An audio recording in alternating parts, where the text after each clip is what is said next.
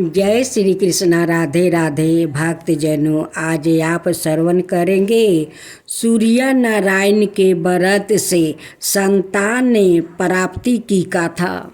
द्वार पर योग की बात है। भगवान श्री कृष्णा एक बार अपनी बुआ कुंती के आश्रम में कमया वन में पहुंच गया। उस समय पांडवों लोग अज्ञानता बस कर रहे थे। भगवान कृष्ण ने कहा, बुआ जी, मैं तुम्हें वनवासी भेष में देखकर दुखी हो जाता हूँ। मुझे सदाए इस बात की चिंता लगी रहती है कि पता नहीं कब दुष्ट दुर्योधन का प्रहार तुम्हारे ऊपर हो जाए। अतः इस विपत्ति से छुटकारा पाने के लिए तुम भगवान सूर्य नारायण की आराधना करो। भगवान सूर्य ही सभी जीवों के नियंता और प्राण है। उनके तेज से ही जीवों का उद्धार होता है।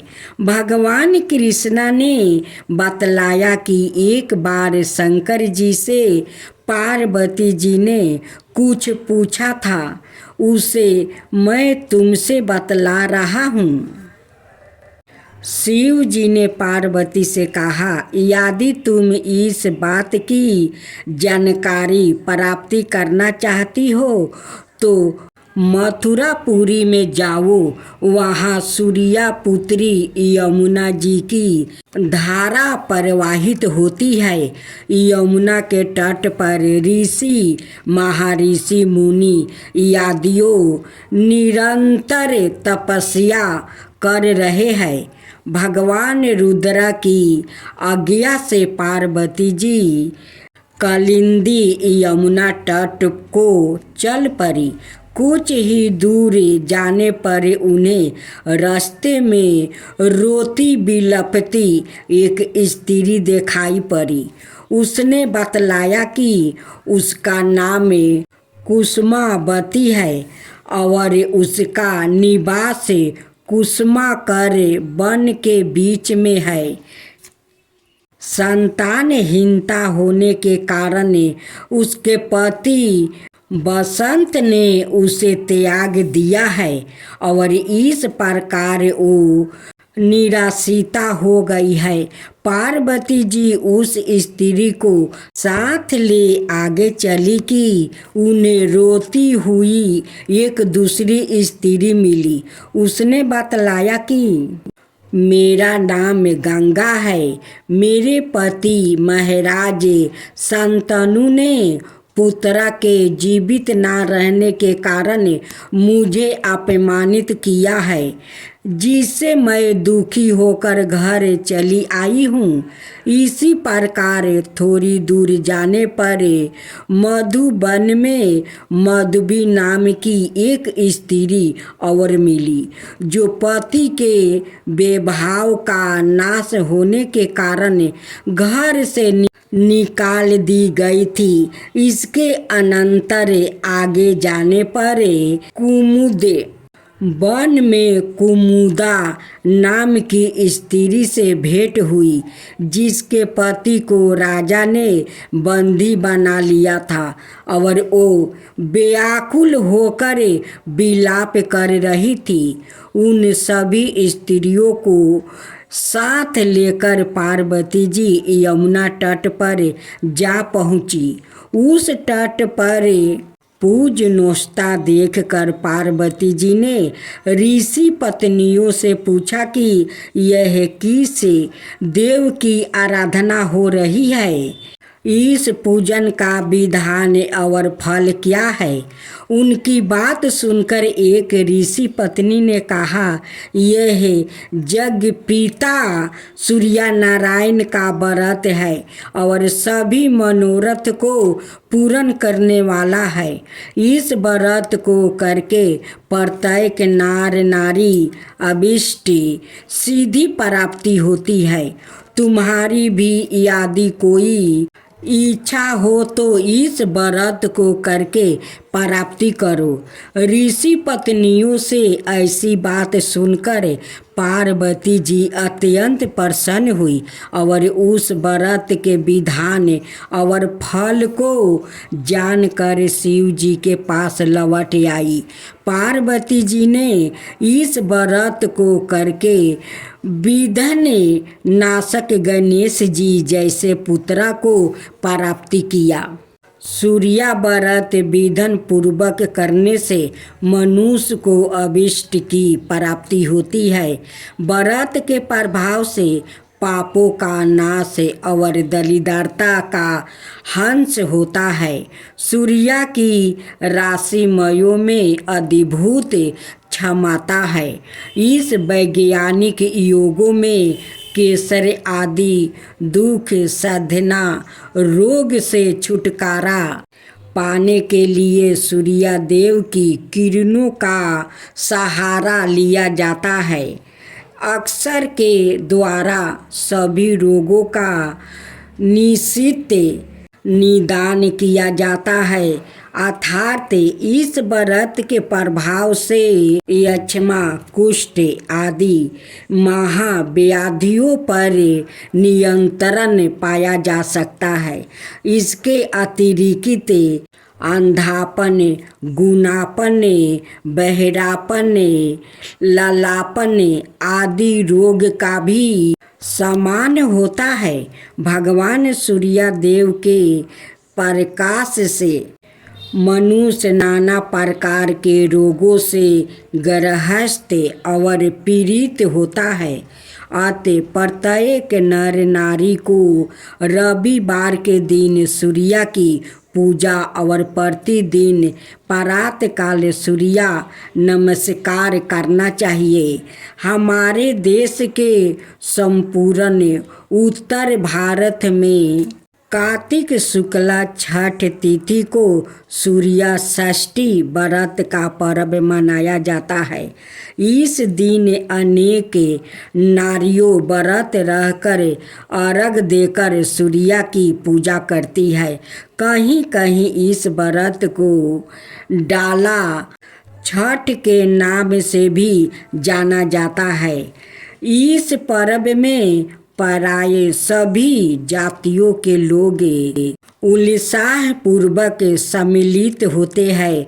श्रद्धा और विश्वास पूर्वक इस व्रत को करने से सभी प्रकार के कष्टों से छुटकारा होता है और मनोवांछित फल की प्राप्ति होती है। अतः इस व्रत का अनुष्ठान मनुष्य मात्रा के लिए परमावश्यक है। भगवान सूर्य के 12 नाम मित्राय नाम, रवाय नाम, सूर्याय नाम, भैनवे नाम, खगाय नाम, पुष्णो नाम, हिरण्य गर्भाय नाम, मरीचाय नाम, आदित्या नाम, सबत्रा नामे। जय श्री कृष्णा। राधे राधे। भक्तजनों, आज आप सभी श्रवण करेंगे रविवार व्रत कथा। सूर्य देव की सुंदर नई कथा। सूर्य देव की महिमा। प्राचीन समय की बात है। भारतवर्ष के एक घने जंगल के बीच सूर्यमाल नामक एक छोटा सा गांव था। इस गांव के लोग बहुत ही साधारण जीवन जीते थे, लेकिन वो सूर्य देव की पूजा अत्यंत श्रद्धा और निष्ठा से करते थे। हर दिन सूर्योदय के समय गांव के सभी लोग नदी किनारे जाकर अर्घ देते और सूर्य मंत्रों का उच्चारण करते। गांव में एक बालक था, उसका नाम था अरबे। वो अत्यंत तेजस्वी, बुद्धिमान और धर्मपरायण था, लेकिन उसका शरीर बचपन से ही दुबला था। गांव के वैद्य भी उसकी बीमारी का कोई उपचार नहीं खोज सके। उसकी माता रोज सूर्य देव से प्रार्थना करती, हे प्रभु मेरे पुत्रा को स्वस्थ कर दो। एक दिन अरब को सपने में सवाए सूर्यदेव प्रकट हुए। वो बोले, बस्त तुम प्रतिदिन सूर्योदय से पूरब नदी स्नान करे सूर्या सप्तमी अस्त्रों का पाठ करो। 7 दिन तक यह नियम पालन करने से तुम्हारी दुर्बलता दूर हो जाएगी और तुम तेजस्वी बनोगे। अरब ने यह बात अपनी माता को बताई। माँ ने तुरंत नियम का पालन शुरू करवाया। 7वें दिन जब अरब स्नान करके मंत्रों उच्चारण कर रहा था, तभी एक तेज प्रकाश उसके शरीर से निकला और वो पूर्ण स्वस्थ हो गया। उसके मुख पर दिव्या तेज प्रकट हो गया। गांव के सभी लोग यह चमत्कार देखकर तंग रह गया। इसके बाद अरब ने सूर्यदेव की भक्ति को ही अपना जीवन बना लिया। उसने कई गांवों में जाकर सूर्यदेव की महिमा का प्रचार किया। लोग भी रोग दुख और कष्टों से मुक्ति पाने के लिए सूर्य उपासना करने लगा। अब दूसरी कथा, सूर्यदेव की महिमा। आहूस बालक की कथा। प्राचीन काल की बात है। एक छोटे से गांव में एक निर्धन परिवार रहता था। उस परिवार का एक बालक था, नाम था आहूस। वो बहुत ही विनम्रता, बुद्धिमान और सूर्य भगवान का परम भक्त था। हर रविवार को वो सूर्योदय से पहले उठकर स्नान करता, साफ वस्त्र पहनकर सूर्यदेव को जल अर्पित करता और मंत्रों का जाप करता। गांव के अनाए लोगों आहूस को ताने मारते थे, क्या मिलेगा तुझे सूर्य को जल चढ़ा करे। लेकिन आहूस कभी विचलित नहीं हुआ। उसने अपने श्रद्धा और विश्वास को कभी कमजोर नहीं होने दिया। एक दिन की चमत्कारी घटना। गांव में अकाल पड़ा, फसलें सूख गई, कुएं और तालाब सूखने लगा। लोग परेशान थे। तब आहूस ने गांव वालों से कहा, आओ सब मिलकर सूर्यदेव का पूजन करें। उनकी कृपा से ही जीवन संभव है। पहले तो सब हंसे, लेकिन फिर आहूस के विश्वास को देखकर गांव के पूर्वजों ने सबको इकट्ठा किया। सबने मिलकर रविवार के दिन सूर्यदेव का व्रत रखा, सामूहिक रूप से जल चढ़ाया, आरती की। उसी रात गांव में घनघोर वर्षा हुई। सूखे खेत लहरा उठा, कुएं पानी से भर गया। लोग समझ गए यह सब सूर्यदेव की कृपा है और उसके पीछे था एक सच्चे बालक आहूस का भक्ति भाव। उस दिन के बाद गांव में हर रविवार को सूर्य व्रत और पूजन होने लगा और आहूस बालक को सभी सूर्यदेव का पुत्र कहने लगा। ईश्वर में सच्ची श्रद्धा और निष्भाव भक्ति कभी व्यर्थ नहीं जाती। सूर्यदेव की उपासना से जीवन में तेज बल, स्वास्थ्य और सफलता आती है। सूर्यदेव की आरती। जय जय जय रविदेव, जय जय जय रविदेव, जय जय जय रविदेव, जय पति मतिहारी सतदर जीवन दाता सतपद मन मुदिकारी हे दिन मनि दाता जग के हे रवि देव जय जय जय रवि देव जय जय जय रवि देव जय जय जय रवि देव नभ मंडल के वासी जतोषी प्रकाशक देव निज जनहित सुखी राशि तेरी हम सब सेवा करते हैं रवि देव जय जय जय रवि देव जय जय जय रवि देव जय जय जय रवि देव